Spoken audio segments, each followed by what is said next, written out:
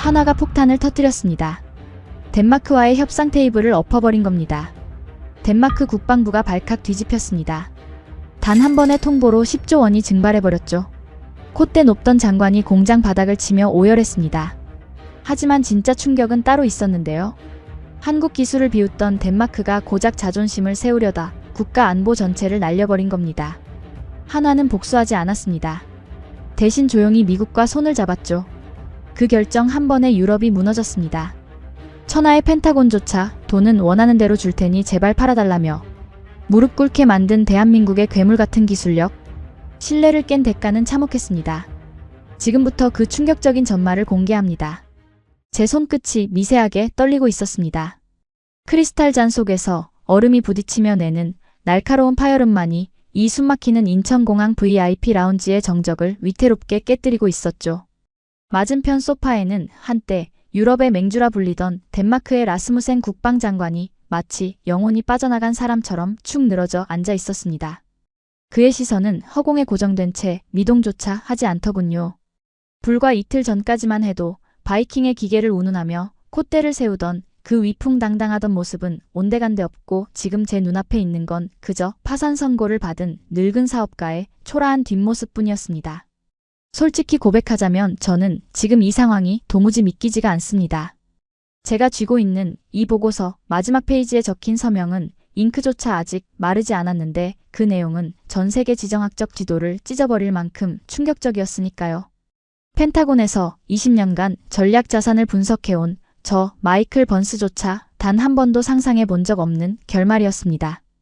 도대체 어디서부터 잘못된 걸까요? 아니, 애초에 우리가 통제할 수 있는 판이기는 했을까요? 시간을 조금만 되돌려 보겠습니다. 모든 것은 정확히 48시간 전 워싱턴의 펜타곤 지하 벙커에서 시작되었습니다. 마이클, 그린란드는 단순한 얼음덩어리가 아니야. 그건 북극의 심장이다. 제 상사인 밀러 국장은 위성 지도로 그린란드를 가리키며 붉은색 마커로 거칠게 동그라미를 쳤습니다. 지도 위에는 덴마크령이라는 표시가 선명했지만 밀러 국장의 눈에는 이미 성조기가 꽂힌 미국의 영토로 보이는 듯했죠. 사실 틀린 말도 아니었습니다. 히토류가 묻혀있고 러시아를 견제할 수 있는 최적의 요충지. 트럼프 행정부가 들어선 이후 미국은 이 거대한 섬을 매입하기 위해 수단과 방법을 가리지 않고 있었으니까요. 문제는 덴마크의 태도였습니다. 덴마크 놈들이 겉으로는 동맹인 척하지만 뒤로는 딴 주머니를 차고 있어. 하지만 지금이 기회다. 놈들은 스스로 무장해제를 해버렸거든. 국장의 말대로였습니다. 덴마크는 우크라이나 지원이라는 도덕적 명분에 취해 자국이 보유한 프랑스제 세자르 자주포 19문 전량을 몽땅 우크라이나에 넘겨버리는 치명적인 실수를 저질렀습니다. 그 결과 덴마크 본토를 방어할 포병 전력은 문자 그대로 0이 되어버린 겁니다. 게다가 믿었던 이스라엘마저 그들을 배신했죠. 덴마크가 한국을 무시하고 급하게 계약했던 이스라엘의 엘빗 시스템즈는 하마스와의 전쟁이 터지자 자국 방어가 우선이라며 수출을 무기한 중단해버렸습니다. 방패가 없는 기사는 협상 테이블에 앉을 자격이 없지. 지금 덴마크는 알몸이나 다름없어. 우리가 그린란드를 내놓으라고 압박하면 그들은 비명을 지르며 내줄 수밖에 없는 상황이란 말일세. 국장은 입꼬리를 비릿하게 올리며 저에게 두툼한 파일 하나를 던졌습니다. 그 파일 겉면에는 ROK, 즉 대한민국이라는 글자가 선명하게 박혀 있더군요. 그런데 첩보가 들어왔어. 라스무센 장관이 비밀리에 한국행 비행기를 탔다는군. 한국산 무기라도 사서 구멍난 안보를 메우려는 수작이겠지. 순간 저는 헛웃음이 터져나오는 것을 가까스로 참아야 했습니다. 한국이라니요? 덴마크가 어떤 나라입니까? 불과 몇 년 전 한국이 K9 자주포를 팔겠다고 제안했을 때 아시아산 싸구려를 어떻게 믿냐며 문전박대했던 그 오만한 귀족들 아닙니까? 심지어 한국의 매운 라면 하나를 두고도 독극물 취급하며 전 세계적인 망신을 줬던 나라가 이제 와서 한국에 손을 벌린다. 가서 판을 깨버려, 마이클. 국장의 명령은 간결하고 잔인했습니다. 한국은 미국의 동맹이야. 아니, 냉정하게 말하면 우리의 안보 우산 아래 있는 하청기지나 다름없지. 네가 가서 눈짓 한 번만 주면 한국 정부는 알아서 덴마크를 거절할 거다. 덴마크가 빈손으로 돌아오게 만들어. 그래야 우리가 그린란드를 삼킬 수 있으니까. 저는 그 자리에서 고개를 끄덕였습니다. 너무나도 쉬운 임무라고 생각했기 때문입니다.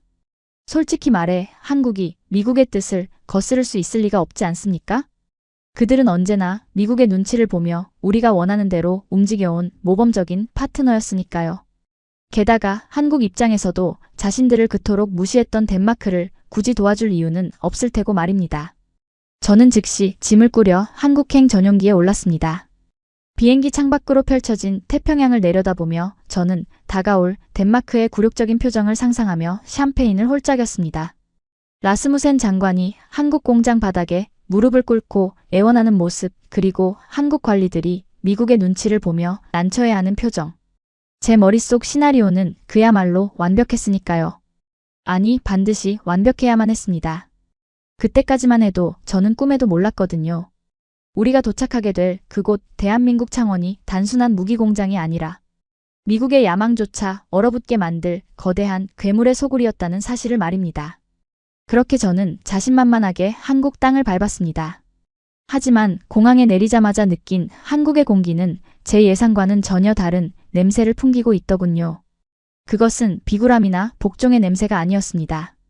마치 먹잇감을 노리는 맹수가 숨을 죽이고 있을 때 느껴지는 서늘하고도 비릿한 쇠 냄새였죠. 그 비릿한 쇠 냄새는 창원 국가산업단지의 차가운 바닷바람에 실려 방탄 유리로 마감된 저희의 리무진 안까지 집요하게 파고들고 있었습니다. 라스무센 장관은 잔뜩 긴장한 채 넥타이를 3번째 고쳐매고 있더군요. 그는 아마도 한국 정부가 준비한 성대한 환영 인파나 적어도 군악대의 팡파르 정도는 기대했던 모양입니다. 하긴 일국의 국방장관이 그것도 한때 선진국이라 자부하던 덴마크의 고위 관료가 직접 방문했으니 그런 대접을 바라는 것도 무리는 아니었겠죠. 하지만 차창 밖으로 스쳐 지나가는 풍경은 그의 기대와는 정반대로 오직 굉음을 내며 돌아가는 거대한 기계들과 검은 연기를 내뿜는 굴뚝들 뿐이었습니다. 미스터 번스, 한국 측 의전 담당자가 늦는 것 같군요. 뭐 이해합니다. 우리가 워낙 급하게 오기도 했고 한국인들이 원래 이런 격식에는 좀 서투르지 않습니까? 그는 애써 여유로운 척 웃어 보였지만 무릎 위에 올려진 그의 손은 쉴 새 없이 떨리고 있었습니다. 저는 그 모습이 퍽 우스웠지만 겉으로는 정중하게 고개를 끄덕여 주었죠. 속으로는 당신들은 이제 손님이 아니라 빚쟁이 신세라는 걸 아직도 모르나 보군 하고 비웃으면서 말입니다. 그때였습니다. 육중한 철문이 열리고 우리가 탄 차량이 한화에어 로스페이스의 제3공장 앞마당에 멈춰 섰습니다. 그런데 말입니다. 문이 열리자마자 우리를 맞이한 광경은 제 예상조차 보기 좋게 빗나가게 만들었습니다. 레드카펫은커녕 정장 차림의 임원들조차 보이지 않았으니까요. 대신 저 멀리서 윙 하는 모터 소리와 함께 전동 킥보드 한 대가 맹렬한 기세로 달려오고 있었습니다. 안전모를 쓴 젊은 실무자 한 명. 그게 전부였죠. 환영합니다. 덴마크 국방부 장관님 일행 맞으시죠? 킥보드에서 내린 직원은 작업복 차림으로 가볍게 목례만 건넸습니다. 라스무센 장관의 얼굴이 순식간에 불그락푸르락 변하더군요. 그는 자신이 무시당했다는 사실을 참을 수 없어하며 덴마크 특유의 거만한 어조로 쏘아붙였습니다. 이봐요, 공장장은 어디 있어? 의전이 왜 이 모양입니까? 나는 덴마크 왕국을 대표해서 왔단 말이오. 하지만 그 젊은 직원의 반응은 더욱 걸작이었습니다. 그는 당황하기는커녕 손에 든 태블릿 PC를 무심하게 스크롤하며 건조한 목소리로 대답했으니까요. 아, 공장장님께서는 현재 선약이 있으십니다. VIP 고객님들과의 오찬 미팅 중이라 자리를 비우실 수 없습니다. VIP? 나보다 더 중요한 사람이 누구란 말입니까? 폴란드와 에스토니아 국방부 실무진 분들이십니다. 그 순간 라스무센 장관의 입이 턱하고 벌어졌습니다. 폴란드와 에스토니아. 불과 몇 년 전까지만 해도 덴마크가 가난한 동유럽 국가라고 얕잡아 보던 나라들 아닙니까? 그런데 한국은 지금 G7 수준의 경제력을 가진 덴마크 국방장관을 세워두고 그들과 밥을 먹고 있다는 겁니다. 직원은 마치 은행 창구 직원처럼 사무적인 미소를 지으며 쐐기를 박더군요. 저희는 선착순 계약과 신뢰도 등급을 최우선으로 합니다. 덴마크 측은 사전 예약 없이 오셨으니 절차대로 대기해 주셔야 합니다. 안내해 드리겠습니다. 이쪽 휴게실로 가시죠. 저는 터져나오려는 웃음을 참느라 입술을 꽉 깨물어야 했습니다. 번호표. 그렇습니다. 한국은 지금 덴마크에게 너희는 더 이상 특별하지 않으니 번호표나 뽑고 기다리라고 말하고 있는 겁니다. 우리는 공장 한 구석에 마련된 직원 휴게실로 안내되었습니다. 화려한 응접실이 아닌 형광등이 깜빡거리는 탕비실 같은 곳이었죠. 라스무센 장관은 낡은 소파에 주저앉아 넥타이를 거칠게 풀어헤치더군요. 그의 자존심은 이미 바닥에 곤두박질 친 상태였지만 진짜 지옥은 이제부터였으니까요. 시장하실 텐데 간단한 요기를 준비했습니다.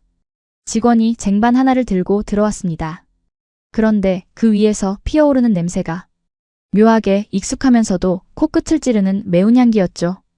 뚜껑을 열자 시뻘건 국물이 위협적으로 넘실 때는 컵라면이 놓여 있더군요. 그것은 바로 불닭볶음면이었습니다.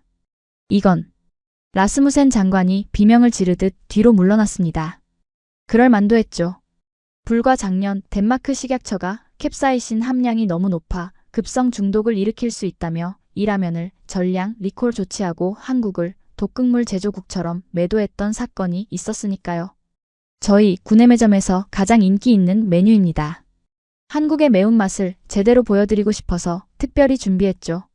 덴마크 분들은 좀 힘들어하신다고 듣긴 했습니다. 직원은 아주 천연덕스러운 표정으로 나무젓가락을 뚝 뜯어 장관 앞에 놓았습니다. 그것은 명백한 조롱이자 내가 뱉은 말을 내가 다시 삼켜보라는 무언의 압박이나 다름없었습니다. 저는 그제야 깨달았습니다. 한국인들 절대 호락호락하지 않다고 말입니다. 그들은 단순히 미국의 눈치를 보는 게 아니었습니다. 자신들을 무시했던 상대에게 가장 예의 바른 태도로 가장 잔인한 복수를 하고 있는 겁니다. 라스무센 장관은 덜덜 떨리는 손으로 젓가락을 집어들었죠. 먹지 않으면 한국의 성의를 무시하는 것이 되고 먹자니 그야말로 지옥불을 삼키는 꼴이었으니까요. 땀을 뻘뻘 흘리며 억지로 면발을 넘기는 그의 모습을 보며 저는 묘한 전율을 느꼈습니다. 그리고 결심했습니다. 이 판을 굳이 제가 깰 필요가 없겠다고 말입니다. 한국은 이미 덴마크를 요리할 준비를 완벽하게 끝내놓고 있었으니까요. 저는 그저 이 상황을 즐기며 마지막 결정적인 순간에 숟가락만 얹으면 되는 겁니다. 트럼프 대통령이 원하는 덴마크의 완전한 굴복, 그것을 한국이 대신 해주고 있었으니까요. 하지만 그때 젓가락질을 멈춘 라스무센 장관이 충혈된 눈으로 저를 쳐다보며 이렇게 속삭이더군요. 미스터 번스, 도와주시오. 우리가 돈은 얼마든지 낼 테니 제발 저 미친 한국인들을 설득해달란 말이오. 우리에겐 지금 당장 무기가 필요해. 그의 애원에도 저는 어깨만 으쓱해 보였습니다. 돈? 한국이 지금 돈 때문에 이러는 것 같습니까? 그때 휴게실 문이 다시 열리고 아까 그 직원이 들어왔습니다. 이번에는 태블릿 PC 대신 두툼한 서류 뭉치를 들고 있었는데 그 표정이 아까보다 훨씬 더 냉랭하게 굳어 있었습니다. 식사는 입에 맞으셨습니까? 그럼 이제 본론으로 들어가시죠. 장관님께서 가져오신 입찰 제안서. 저희 기술팀에서 검토를 마친 상태였습니다. 직원은 서류를 탁자 위에 던지듯 내려놓더군요. 결론부터 말씀드리면 저희는 덴마크 측의 요구 조건을 수용할 수 없습니다. 뭐요? 돈을 더 주겠다는데도? 돈 문제가 아닙니다. 장관님께서 과거에 지적하셨던 K9 자주포의 성능 결함 보고서 기억하십니까? 저희는 그 부분에 대해 명확한 해명을 듣고 싶습니다. 아니, 정확히 말하면 사과와 정정이 먼저겠군요. 판이 깔렸습니다. 한국은 이제 잽을 거두고 본격적으로 덴마크의 명치를 노리기 시작한 겁니다. 저는 흥미로운 눈빛으로 의자를 당겨 앉았습니다. 과연 덴마크가 이 위기에서 어떻게 발버둥칠지, 그리고 한국이 얼마나 더 지독하게 그들을 몰아붙일지 제 두 눈으로 똑똑히 확인해야 했으니까요. 그 차가운 선언이 떨어지자마자 휴게실의 공기는 순식간에 납덩이처럼 무거워졌습니다.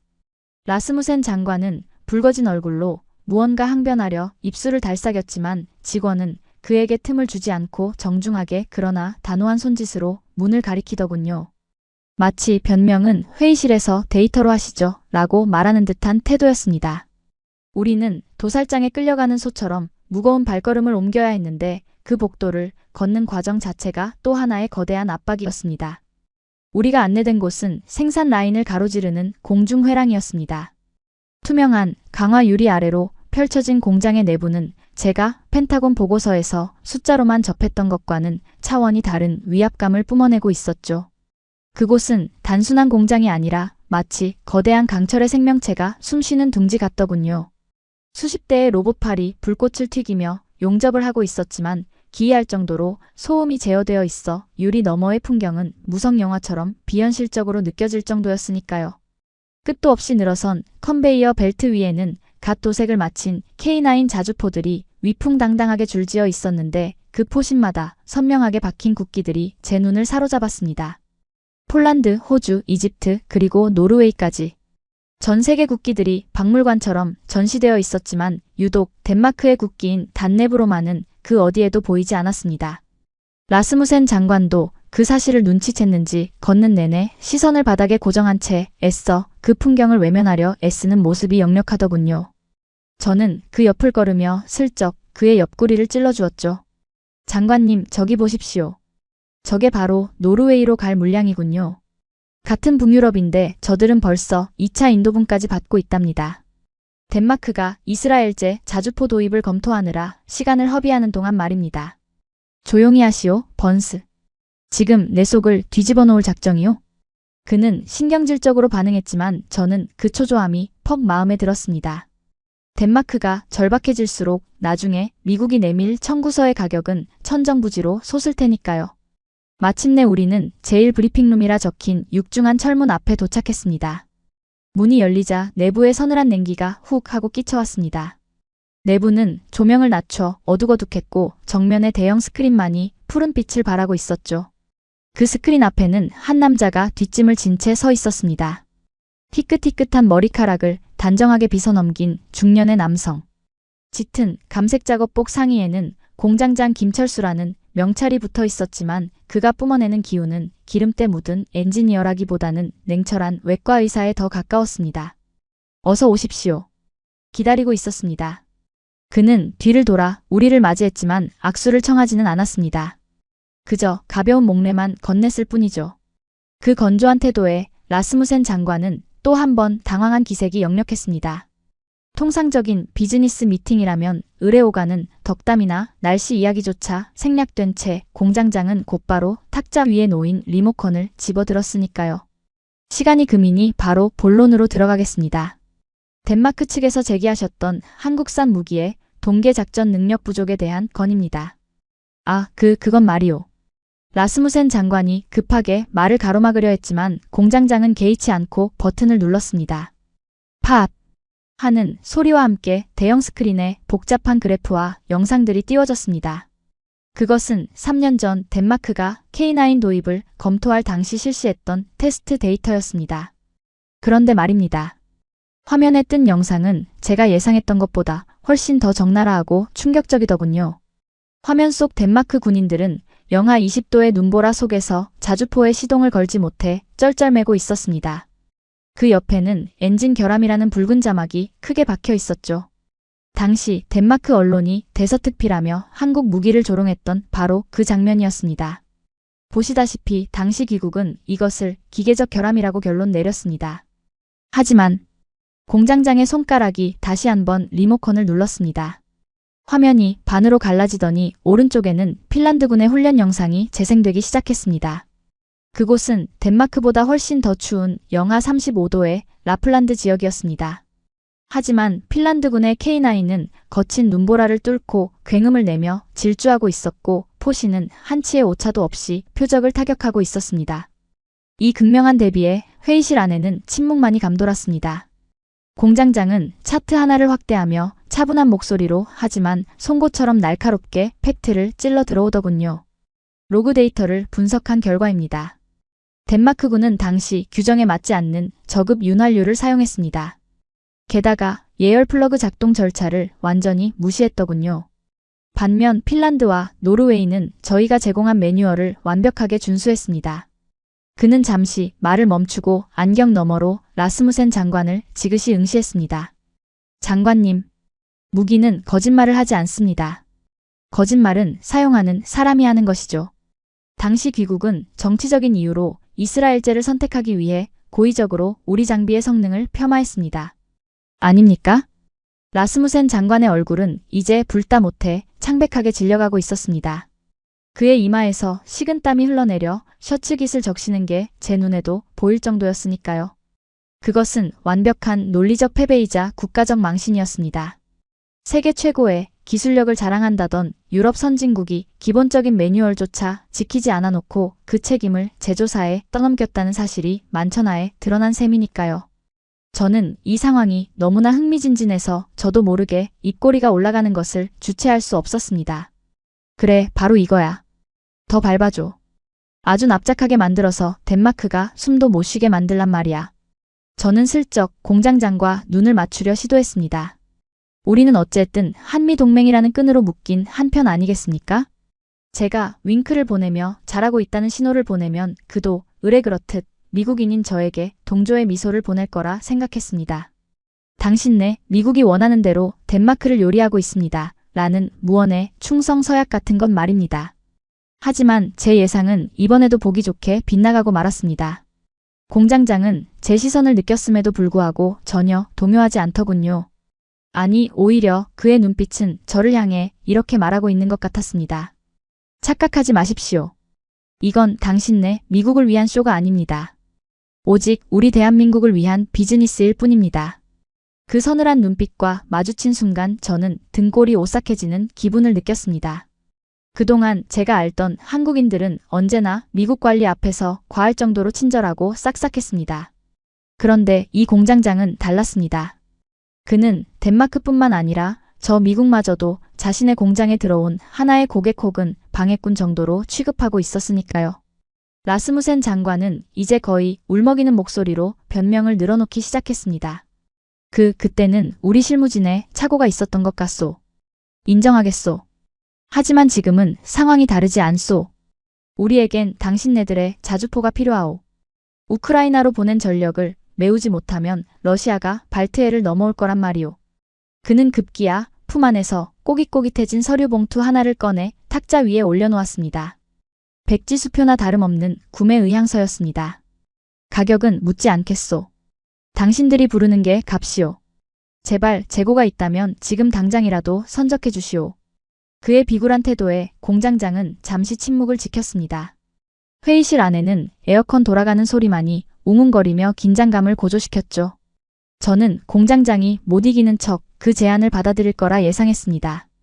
덴마크가 굴복했고 돈까지 싸 들고 왔으니 장사꾼 입장에서 거절할 이유가 없지 않겠습니까? 게다가 미국의 묵인하에 덴마크의 코를 납작하게 만들었으니 명분과 실리를 다 챙긴 셈이 될 테니까요. 하지만 공장장은 그 구매 의향서를 손도 대지 않은 채 천천히 고개를 저었습니다. 죄송하지만 장관님, 저희 재고 창고는 비어 있습니다. 뭐요? 아까 들어오면서 봤잖소. 저 수많은 자주포들은 다 뭐란 말이오. 저건 주인이 있는 물건들입니다. 폴란드, 에스토니아, 그리고 루마니아까지. 향후 5년치 생산 물량이 이미 계약 완료된 상태입니다. 그깟 계약 위약금을 물어주면 될 거 아니오? 우리가 2배, 아니 3배를 주겠소. 돈이면 다 해결될 거라 믿는 저 천박한 자본주의적 발상. 덴마크의 밑바닥을 보는 것 같아 씁쓸하면서도 통쾌했습니다. 하지만 공장장의 다음 대사는 저마저도 귀를 의심하게 만들더군요. 돈 문제가 아닙니다. 신뢰 문제입니다. 저희 대한민국 방사는 납기를 생명처럼 여깁니다. 기존 고객과의 약속을 어기면서까지 신뢰를 저버린 국가와 새치기 계약을 맺을 수는 없습니다. 신뢰를 저버린 국가. 그 한마디는 라스무센 장관의 심장에 꽂히는 비수와도 같았습니다. 과거 한국을 배신하고 이스라엘로 떠났던 덴마크의 행보를 정면으로 비판한 것이었으니까요. 하지만 보여드릴 것은 하나 더 있습니다. 공장장은 갑자기 분위기를 전환하며 자리에서 일어났습니다. 자주포는 드릴 수 없지만 귀국이 처한 또 다른 위기, 즉 북극해 문제에 대해서는 저희가 다른 솔루션을 가지고 있을지도 모릅니다. 북극해? 그 단어가 나오자마자 제 심장이 쿵 하고 내려앉았습니다. 북극해라면 바로 그린란드 문제를 말하는 게 아닙니까? 이쪽으로 오시죠. 벙커 밖으로 나가겠습니다. 공장장은 우리를 이끌고 회의실 반대편에 또 다른 출구로 향했습니다. 그 문은 공장이 아닌 바다 쪽으로 연결된 통로였습니다. 도대체 무엇을 보여주려는 걸까요? 자주포 공장에 배가 있을 리는 만무하고 설마 그들이 미국의 그린란드 전략까지 꿰뚫고 있는 건 아니겠죠? 불길한 예감이 스멀스멀 피어올랐지만 저는 호기심을 이기지 못하고 그의 뒤를 따를 수밖에 없었습니다. 그리고 그 문을 나선 순간 저는 제 눈을 의심해야만 했습니다. 쏟아지는 햇살 아래 거대한 그림자가 우리를 집어삼킬 듯이 덮쳐오고 있었으니까요. 그곳은 하나오션의 제2 건조 도크였습니다. 짠내 섞인 바닷바람이 훅 끼쳐왔지만 제 코끝을 먼저 자극한 것은 그보다 훨씬 더 원초적인 압도적인 힘의 냄새였습니다. 축구장 3개를 합쳐놓은 것보다 더 거대한 건조장 한가운데에 마치 신화 속의 리바이어던처럼 웅장하게 솟아있는 하얀색 강철 괴물. 그것은 제가 지금까지 봐왔던 일반적인 상선이나 군함과는 차원이 다른 존재감을 뿜어내고 있더군요. 이게 도대체 뭡니까? 라스무센 장관이 넋을 잃은 채 중얼거렸습니다. 그의 목소리는 거친 바람 소리에 묻혀 거의 들리지도 않을 지경이었죠. 저 역시 마른 침을 꿀꺽 삼킬 수밖에 없었습니다. 펜타곤 정보국에서 수없이 많은 위성사진을 분석해왔지만 이 정도 규모의 선박이 한국에서 그것도 이렇게 비밀리에 건조되고 있다는 보고는 단 한 줄도 본 적이 없었으니까요. 선체의 앞부분, 그러니까 선수의 형상이 기이할 정도로 뭉툭하면서도 날카롭게 깎여 있었습니다. 그것은 물살을 가르기 위한 디자인이 아니었습니다.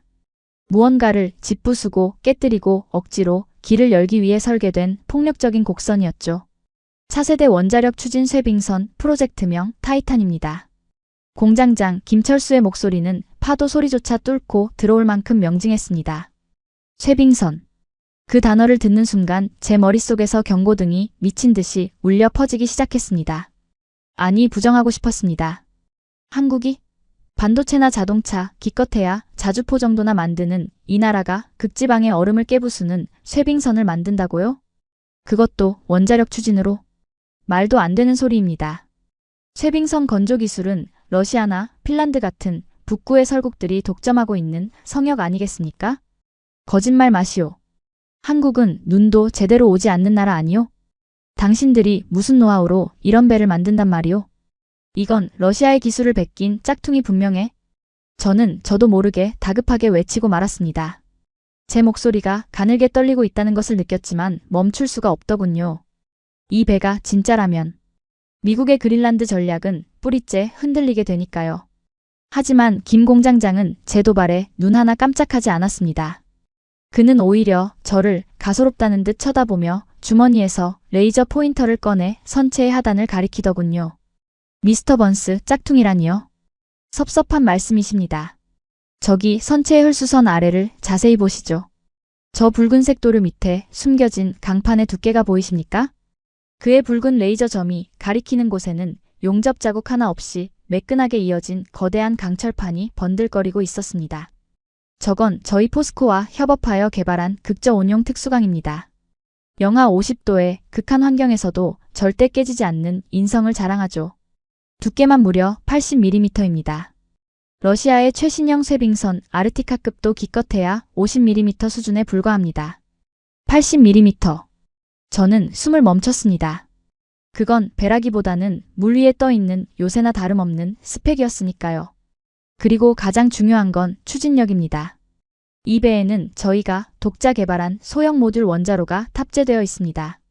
한 번의 연료 주입으로 지구를 10바퀴 돌 수 있고 최대 출력으로 가동하면 두께 3m의 얼음을 시속 5노트의 속도로 연속 쇄빙하며 전진할 수 있습니다. 3m의 얼음을 멈추지 않고 뚫고 지나간다? 제 등줄기로 식은땀이 한 줄기 흘러내렸습니다. 이건 단순한 배가 아니었습니다. 북극해라는 신이 인간에게 허락하지 않은 금지된 바다를 제 집 안방처럼 드나들 수 있게 해주는 마스터키였습니다. 라스무센 장관의 눈빛이 달라지더군요. 방금 전까지 자주포를 구걸하던 비굴한 눈빛은 사라지고 마치 사막에서 오아시스를 발견한 조난자처럼 탐욕스럽게 번들거리고 있었습니다. 덴마크가 그린란드를 시료 지배하고 있다고 주장하지만 정작 그들은 그린란드의 두꺼운 얼음에 막혀 북쪽 해안에는 접근조차 못하고 있는 실정이었으니까요. 만약 이 배를 덴마크가 손에 넣는다면 그들은 미국의 간섭 없이 독자적으로 그린란드의 자원을 채굴하고 러시아의 위협으로부터 북극 항로를 지켜낼 수 있게 됩니다. 이거 파는 물건이요? 라스무센 장관이 떨리는 목소리로 물었습니다. 아직은 시작이지만 성능 검증은 끝났습니다. 사실 이 배는 김 공장장은 잠시 말을 멈추고 저와 라스무센 장관을 번갈아 쳐다보며 묘한 미소를 지었습니다. 발주처가 아직 정해지지 않았습니다. 저희 정부가 극지 연구용으로 쓰려다가 최근 예산 문제로 보류된 상태거든요. 즉 주인을 기다리고 있는 물건이란 뜻입니다. 그 순간 제 심장이 쿵쾅거리는 소리가 귓가를 때렸습니다. 주인이 없다. 그 말은 곧 돈만 내면 누구나 가져갈 수 있다는 뜻이 아닙니까? 저는 순간적으로 미국의 상황을 떠올렸습니다. 현재 미국 해안경비대가 보유한 쇠빙선이라고는 건조된 지 40년이 넘어 고장과 수리를 반복하는 낡은 폴라스타호 한 척뿐이었습니다. 그마저도 툭하면 엔진이 멈춰서 얼음바다 한가운데 갇히기 일쑤였죠.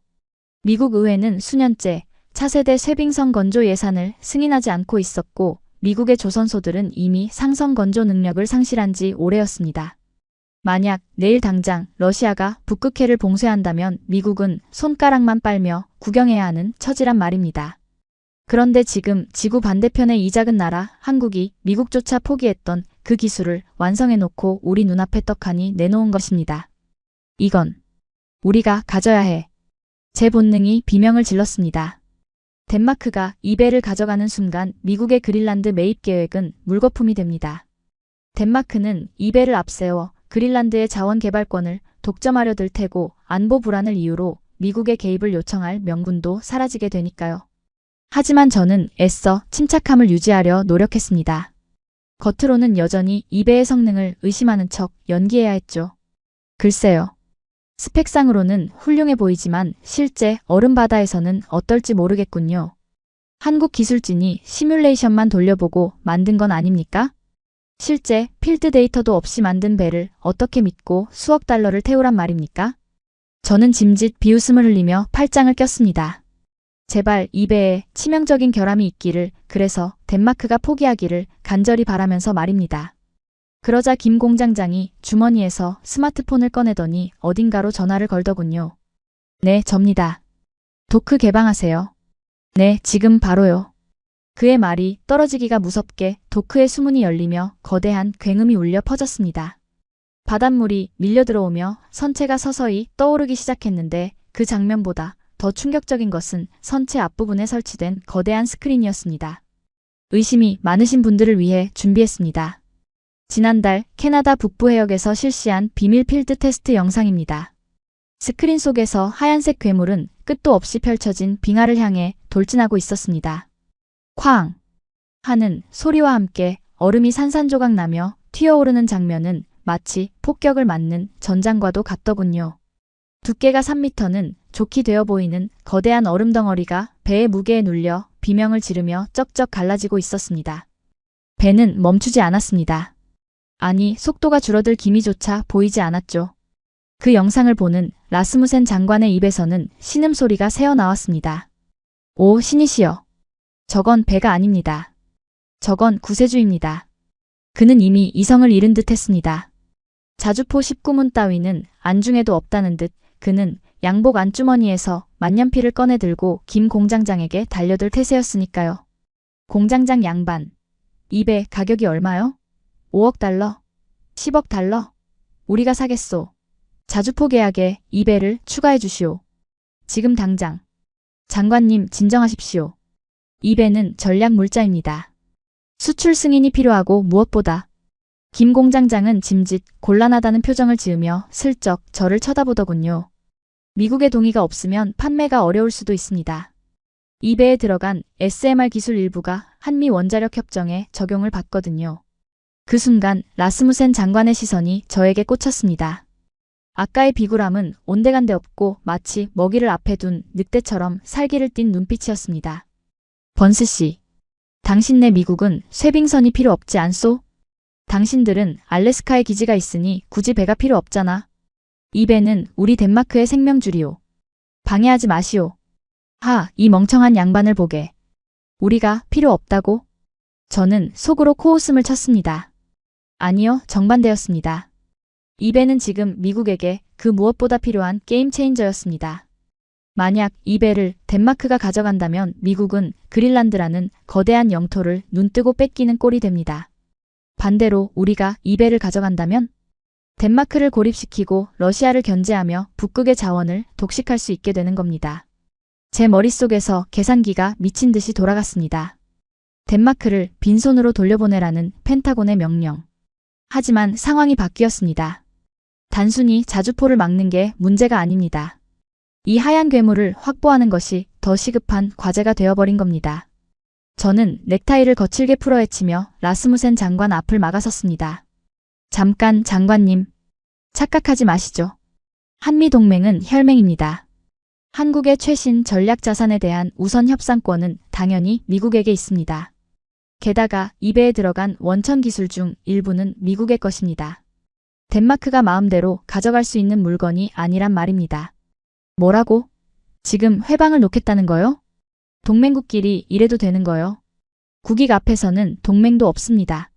그리고 솔직히 말해서 당신네 덴마크가 이 거대한 배를 운용할 예산이나 있습니까? 자주포 살 돈도 없어서 쩔쩔매는 주제에 우리는 서로의 멱살을 잡을 듯이 으르렁거렸습니다. 체면이고 뭐고 다 집어치운 그야말로 진흙탕 싸움이었죠. 세계 최강대국 미국의 관료와 유럽 선진국의 장관이 한국의 조선소 부두 한복판에서 배 한 척을 두고 서로 내가 먼저다 라며 소리를 지르고 있는 꼴이라니. 그리고 그 모습을 김 공장장은 팔짱을 낀 채 흥미롭다는 듯 지켜보고 있었습니다. 그의 입가에 스친 그 미세한 미소. 저는 그 순간 등골이 서늘해지는 것을 느꼈습니다.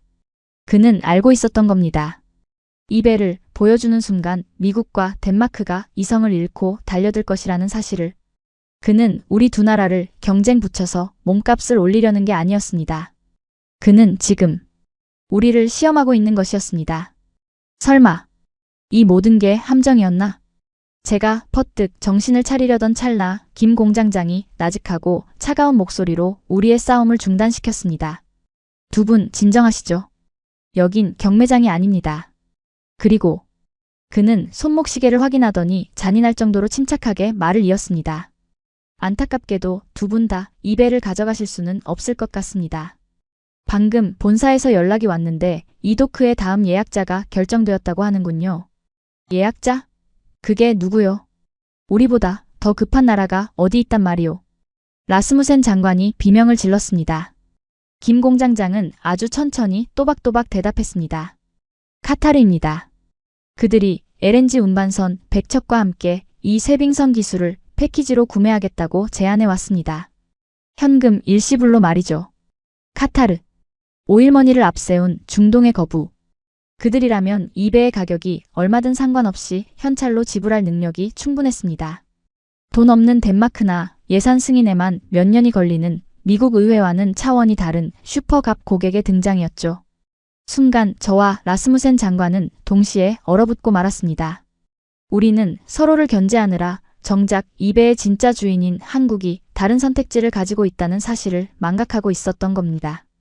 물론 김 공장장이 여운을 남기며 덧붙였습니다. 아직 계약서에 도장을 찍은 건 아닙니다. 저희는 돈보다는 명분과 동맹을 중요하게 생각하니까요. 하지만 덴마크는 신뢰를 잃었고 미국은 글쎄요. 저희에게 어떤 명분을 주실 수 있습니까? 그는 저를 똑바로 쳐다보았습니다. 그 눈빛은 명확하게 말하고 있었습니다. 미국 당신들이 덴마크를 밟고 싶어 하는 건 알겠어. 하지만 우리에게 공짜 점심은 없어. 이 배를 원한다면 그리고 덴마크가 가져가는 꼴을 보기 싫다면 당신들도 무릎을 꿇어. 그리고 값을 치러. 저는 마른 침을 삼키며 주먹을 꽉 쥐었습니다. 손바닥에 손톱이 박혀 피가 날 지경이었지만 고통조차 느껴지지 않더군요. 지금 제 눈앞에 있는 이 남자는 그리고 대한민국이라는 나라는 더 이상 우리가 마음대로 조종할 수 있는 장기판의 말이 아니었습니다. 그들은 이제 판을 엎고 새로 짤 수 있는 플레이어가 되어 있었으니까요. 제 등 뒤로 식은땀이 흐르는 것을 느끼며 저는 김 공장장의 얼굴을 다시 한번 찬찬히 뜯어보았습니다. 겉보기엔 그저 기름때 묻은 작업복을 입은 평범한 중년 남성일 뿐인데 지금 이 순간만큼은 펜타곤의 그 어떤 사성 장군보다 더 거대해 보이더군요. 그는 단순히 무기를 파는 세일즈맨이 아니었습니다. 그는 대한민국이라는 나라가 가진 제조 능력을 무기로 세계 지정학의 급소를 정확히 찌르고 있는 전략가였습니다. 자, 밖은 바람이 차니 안으로 들어가서 더 깊은 이야기를 나누시죠. 이 배의 진짜 가치는 껍데기가 아니라 그 심장에 있으니까요. 김 공장장은 정중하게 손을 뻗어 도크 옆에 위치한 보안구역을 가리켰습니다. 라스무센 장관은 이미 카타르라는 말에 영혼이 반쯤 가출한 상태로 비틀거리고 있었지만 저는 정신을 바짝 차려야만 했죠. 도대체 이 타이탄급 쇄빙선에 또 어떤 비밀이 숨겨져 있길래 카타르 같은 자원부국이 현찰을 싸들고 달려든단 말입니까? 우리가 안내된 곳은 통합제어센터라 불리는 상황실이었습니다. 육중한 기밀문이 열리자 마치 SF 영화의 한 장면처럼 수십 개의 홀로그램 모니터가 허공에 떠 있는 광경이 펼쳐졌습니다. 그곳에서는 전 세계 해양 데이터와 북극해의 빙하 두께, 해류의 흐름이 실시간으로 분석되고 있더군요. 윙윙거리는 서버 돌아가는 소리만이 공간을 메우고 있었는데 그 소리는 마치 이 거대한 시스템의 심장 박동 소리처럼 들렸습니다. 김 공장장은 중앙 테이블로 걸어가더니 붉은색 표지가 덮인 두툼한 문서 하나를 집어들었습니다. 표지에는 1급 기밀 프로젝트 타이탄 전략적 활용 방안이라는 문구가 선명하게 박혀 있었죠. 미스터 번스, 당신네 미국이 가장 두려워하는 게 뭔지 아십니까? 그는 문서를 저에게 건네며 물었습니다. 러시아의 핵무기? 중국의 경제력? 아닙니다. 바로 에너지 독립이죠. 동맹국들이 미국의 에너지 우산에서 벗어나는 것, 그것이 펜타곤이 밤잠을 설치는 진짜 이유 아닙니까? 저는 아무런 대답도 할 수 없었습니다. 전곡을 찔렸으니까요. 그런데 그게 이 쇄빙선이랑 무슨 상관이란 말입니까? 저는 떨리는 손으로 문서를 넘겼습니다. 그리고 5페이지에 적힌 핵심 모듈 사양 항목을 읽어내려가는 순간 저는 제 눈을 의심해야만 했습니다. 탑재 모듈 KSMR 사기. 특이사항 선박 추진용 외 외부 전력 공급 기능 탑재. 공급 용량 200메가와트급. 인구 10만 명 도시의 전력 수요를 10년간 단독 공급 가능. 활자가 제 망막을 태울 듯이 파고들었습니다. 이게 무슨 뜻인지 아시겠습니까? 김 공장장의 목소리가 귓가에 악마의 속삭임처럼 들려왔습니다. 이 배는 단순히 얼음을 깨는 쇄빙선이 아닙니다. 이 배 자체가 움직이는 원자력 발전소입니다.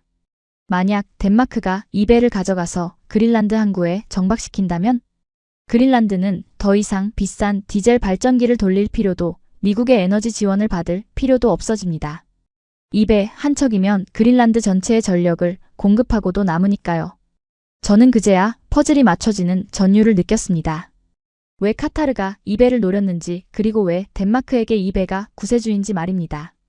카타르는 이 기술을 이용해 자신들의 LNG 플랜트를 바다 위에서 가동하려는 것이고 덴마크는 이 배를 통해 그린란드의 완전한 자립을 이루려는 겁니다.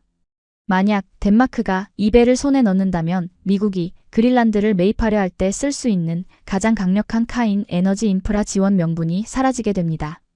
덴마크는 이 배 하나로 안보와 에너지를 동시에 해결하고 미국의 손아귀에서 완전히 벗어날 수 있게 되는 것이죠. 이건 미친 짓이야. 저도 모르게 욕설이 튀어나왔습니다. 한국은 단순히 배를 파는 게 아니었습니다. 그들은 미국의 패권 전략을 무력화시킬 수 있는 전략적 열쇠를 경매에 붙이고 있었던 겁니다. 그것도 아주 합법적인 상업 거래라는 탈을 쓰고 말입니다. 그때였습니다. 제 양복 안주머니에 넣어둔 위성 보안폰이 요란하게 진동하기 시작했습니다. 발신자 정보는 없었지만 저는 직감적으로 알 수 있었죠. 이 타이밍에 이 번호로 전화를 걸 수 있는 사람은 지구상에 단 한 명뿐이었으니까요. 실례하겠습니다. 저는 창백해진 얼굴로 급히 회의실 구석으로 자리를 피했습니다. 라스무센 장관과 김 공장장의 시선이 제 등 뒤에 꽂히는 게 느껴졌지만 전화를 받지 않을 수 없었으니까요. 번스입니다. 자네 지금 거기서 뭘 하고 있는 건가? 수화기 너머로 귀청이 떨어질 듯한 고함 소리가 터져나왔습니다. 펜타곤의 작전 총괄 밀러 국장이었습니다. 평소 냉철하기로 소문난 그가 이렇게 흥분한 목소리를 내는 건 처음 들어보는 일이었습니다. 위성사진 판독 결과가 방금 책상 위에 올라왔어. 창원 도크에 있는 저 하얀 물체. 저게 대체 뭐야? 정보국 애들이 분석한 바로는 열추적 감지에 원자로 코어가 잡힌다고 하던데 사실인가? 국장님 진정하십시오.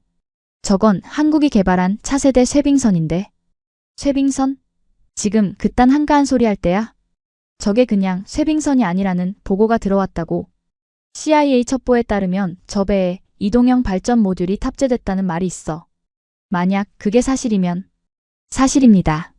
저는 짧게 끊었습니다. 제가 방금 설계도와 스펙을 확인했습니다. 200메가와트급 전력 공급이 가능합니다. 국장님 말씀대로 저 배가 그린란드에 가면 우리의 매입 협상은 끝장입니다. 수화기 너머로 무거운 침묵이 흘렀습니다. 거친 숨소리만이 씩씩거릴 뿐이었죠. 잠시 후 밀러 국장의 목소리가 낮게 깔리며 서늘한 살기를 띠고 돌아왔습니다. 마이클, 잘 들어. 그 배는 절대 덴마크 손에 넘어가선 안 돼. 카타르도 안 되고 무슨 수를 써서라도 막아. 하지만 국장님, 한국은 이미 카타르와 가계약 단계입니다. 덴마크도 백지 수표를 흔들고 있고요. 우리가 무슨 명분으로 막습니까? 게다가 이건 민간 상성 거래라. 명분? 이봐, 자네 아직도 상황 파악이 안 되나 보군. 국장의 목소리가 더욱 차가워졌습니다. 명분이 없으면 만들어서라도 막아야지. 지금 당장 한국 정부에 압력을 넣어. 전략 물자 무단 유출 혐의로 조사하겠다고 협박하든 아니면 그 공장장 놈 약점을 잡아서라도 계약을 파기시켜. 만약 저 배가 덴마크 국기를 달고 출항하는 날엔 자네 책상은 펜타곤이 아니라 알래스카 오지에 있게 될 거야. 알겠나? 뚜. 일방적인 통보와 함께 전화가 끊겼습니다. 저는 망망대해에 홀로 남겨진 듯한 현기증을 느끼며 벽을 짚어야 했습니다. 협박이라니요. 약점을 잡으라니요. 천하의 미국이 고작 동맹국의 조선소 하나를 상대로 깡패짓이나 하라는 겁니까? 하지만 국장의 명령은 절대적이었습니다. 제가 실패하면 제 커리어뿐만 아니라 미국의 북극 전략 전체가 무너지는 상황이었으니까요. 저는 깊은 한숨을 내쉬며 다시 중앙 테이블로 돌아왔습니다. 제 얼굴색이 흑빛으로 변해 있었는지 라스무센 장관이 의아한 표정으로 쳐다보더군요. 하지만 김 공장장은 마치 그 전화를 예상이라도 했다는 듯 여전히 평온한 표정으로 커피를 홀짝이고 있었습니다. 본국에서 급한 연락이라도 오셨나 봅니다. 표정이 안 좋으시군요. 그의 여유로운 태도가 저를 더욱 비참하게 만들었습니다. 저는 쥐고 있던 주먹을 부들부들 떨며 억지로 입꼬리를 올렸습니다. 지금부터 제가 할 말은 외교관이 아니라 협잡꾼이나 할 법한 추악한 소리였지만 선택의 여지가 없었으니까요. 공장장님, 솔직히 말씀드리죠. 펜타곤은 이 거래를 매우 우려하고 있습니다. 우려라? 구체적으로 어떤 부분이 말입니까? 이 기술, SMR 원천 기술 말입니다. 이게 한국 독자 개발이라고 주장하시지만 우리 정보국은 미국의 지적 재산권이 침해되었을 가능성을 의심하고 있습니다. 거짓말이었습니다. 한국의 SMR은 미국의 뉴스케일 파워와는 설계 방식부터 완전히 다른 독자 모델이라는 걸 저도 알고 국장도 알고 있었습니다. 하지만 일단 흠집이라도 내서 시간을 끌어야 했습니다. 만약 이대로 판매를 강행하신다면 미국 정부는 한국 방산 기업 전체에 대한 기술 감사의 날을 선포할 수도 있습니다. 그렇게 되면 하나뿐만 아니라 카이 현대로템까지 당분간 모든 수출이 올스톱 될 텐데 감당하실 수 있겠습니까? 그것은 명백한 협박이었습니다. 라스무센 장관이 경악하며 저를 쳐다보더군요. 미스터 번스, 지금 제정신이요? 동맹국 기업에게 깡패짓을 하겠다는 거요? 하지만 저는 멈추지 않고 김 공장장을 노려보았습니다. 제발 쫄아라. 제발 당황해라. 미국이라는 이름값에 겁을 먹고 제발 계약을 미루겠다고 말해라. 그러나 김 공장장은 찻잔을 천천히 내려놓으며 아주 낮은 목소리로 웃기 시작했습니다. 하! 그 웃음소리는 비웃음이나 조소가 아니었습니다. 그것은 마치 철없는 어린아이의 투정을 받아주는 어른의 너그러움 같아서 저를 더욱 소름 끼치게 만들었죠. 미스터 번스, 제가 아까 말씀드리지 않았습니까? 저희는 신뢰를 팝니다. 그런데 지금 당신은 저희의 신뢰를 고작 그런 삼류 협박으로 훼손하려 드시는군요. 그는 자리에서 일어나 제 앞으로 다가왔습니다. 그리고 제 눈을 똑바로 응시하며 주머니에서 또 다른 서류 한 장을 꺼내 제 가슴팍에 꽂아 넣더군요. 기술 감사? 하고 싶으면 하십시오. 저희는 언제든 환영입니다. 하지만 그 전에 이 문서부터 본국에 보고하시는 게 좋을 겁니다. 이걸 보고도 당신네 국장님이 감사라는 단어를 입에 올릴 수 있을지 궁금하군요. 저는 떨리는 손으로 제 가슴에 꽂힌 서류를 꺼내 펼쳤습니다. 그것은 기술 문서가 아니었습니다. 그것은 영문으로 작성된 아주 짧고 명료한 법률 검토 의견서였습니다. 그리고 그 내용을 읽는 순간 저는 제 발밑이 무너져 내리는 듯한 절망감을 느껴야 했습니다. 문서의 헤드라인은 간결했지만 그 안에 담긴 내용은 펜타곤의 목을 정확히 겨누는 비수나 다름없었으니까요. 미국 원자력법 제123조에 의거한 비확산 조항 면제 검토서. 이게 뭡니까? 면제라니요? 제 목소리는 쥐어짜는 듯 갈라져 나왔습니다. 김 공장장은 여전히 평온한 표정으로 마치 학생에게 교과서를 읽어주듯 차분하게 설명하더군요. 미스터 번스, 당신네 나라가 자랑하는 웨스팅하우스의 원천기술 특허. 2029년에 만료되는 거 아시죠? 저희는 그 시점에 맞춰 지난 10년간 독자적인 냉각 시스템을 개발해 왔습니다. 이 문서에 첨부된 기술 도면을 보십시오. 저희의 노심 설계는 미국식 가압경수로는 완전히 다른 독자적인 피동형 자연순환 방식을 채택하고 있습니다. 저는 황급히 뒷장을 넘겼습니다. 복잡한 설계도면 위에 붉은색 스탬프가 찍혀 있었는데 그것은 다름 아닌 국제원자력기구의 독자기술 인증 마크였습니다. 즉, 이 배에 탑재된 원자로는 미국의 지적재산권과 아무런 관련이 없다는 뜻입니다. 따라서 펜타곤이 기술 유출을 핑계로 감사를 나오거나 수출을 막을 법적 명분은. 그는 잠시 말을 멈추고 잔인할 정도로 상냥하게 웃어 보였습니다. 단 1%도 존재하지 않습니다. 만약 억지로 막으려 든다면 저희는 WTO의 미국 정부를 불공정 무역행위로 제소할 준비가 되어 있습니다.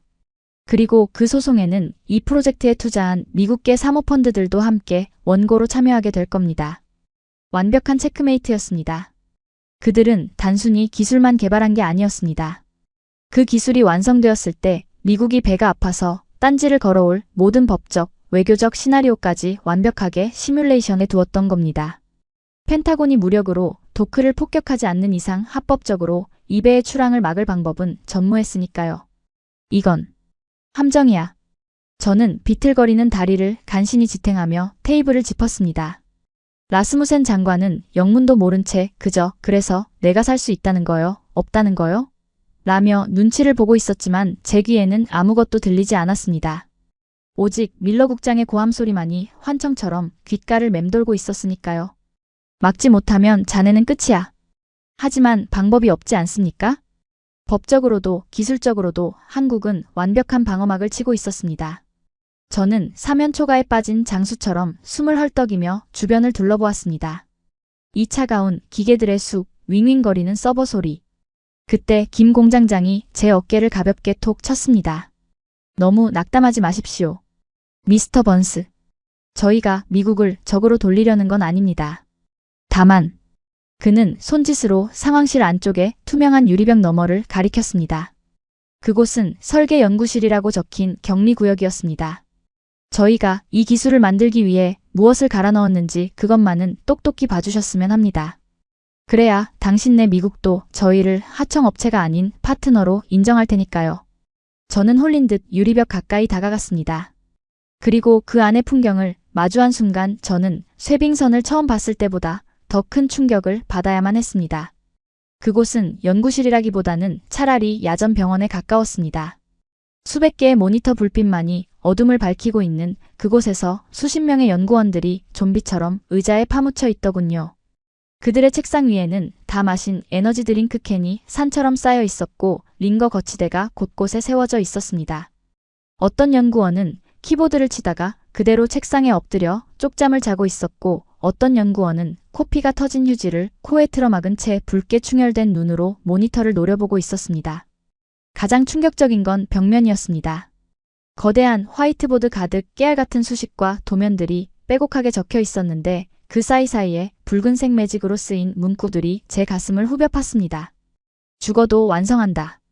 못하면 태평양에 빠져 죽자. 집에 갈 생각 마라.